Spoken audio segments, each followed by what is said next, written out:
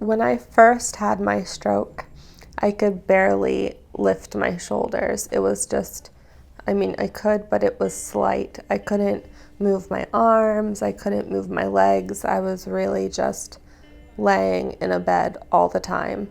She had a blood clot form in her spinal cord. The spinal cord is supplied by arteries and vessels that help maintain its function in perfusion, and so basically the clot just created ischemic tissue, dead tissue there, and where she basically lost all function of her body below the level of that injury in her neck. Here at Ohio State we have the NeuroRecovery Network, which is a research initiative with 7 other facilities across the country to basically funnel data information to help grow various protocols for neurologic diagnoses, specifically spinal cord injury. And because of her spinal cord infarction, she did qualify to participate.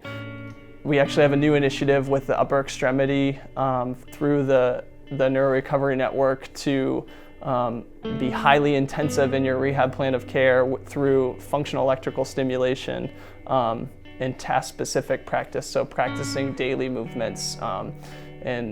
And so she was our first person to actually do that, and our locomotor training program combined. So Brie actually was here for therapy up to 4 to 5 hours a day for the past year. So she has had a lot of rehabilitation. It was really intense. People said, "What do you do now that you're home?" And I said, "Eat, sleep, and rehab." Like, that's exactly what I did. I would get up in the mornings, come here, be here from 1:30 until 5. For physical therapy, I was put into a harness and put over a treadmill, and we would just walk for an hour, and then we would do 30 minutes of your traditional physical therapy. And then I would go straight from there to an hour and a half of occupational therapy. The most impactful thing that happens is when you come here, you're not treated like you're different. Like, I noticed being in a wheelchair that when you're in stores, people will smile at you a little more than other people, and you feel different. You feel different than everyone else. People are always looking down at you, not looking down at you emotionally, but like actually looking down at you.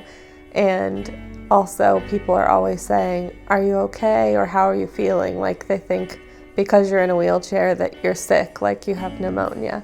Like, I'm okay, but I'm gonna be like this for a while. And you don't get that here. You're just one of the group. I'm very proud and happy to be able to work with such an amazing person as Brie. Her positive approach on an everyday basis, and I think that's why she has succeeded so much. She can walk around her house, she can do stairs, she can, go to the gym and walk on the treadmill with her mom, watching her. She gets in the pool. She's gone back to being a parent and going to parent-teacher conferences. She's had a lot of growth in where she's come from in the past year. I'm able to walk.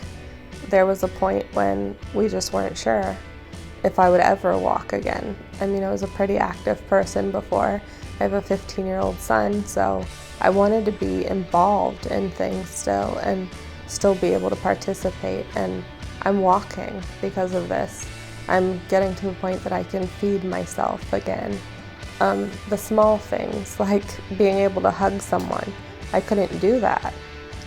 All I could do was lean into someone, and I can do those things again. Like, I can put my arms around my own child again, and it's very rewarding.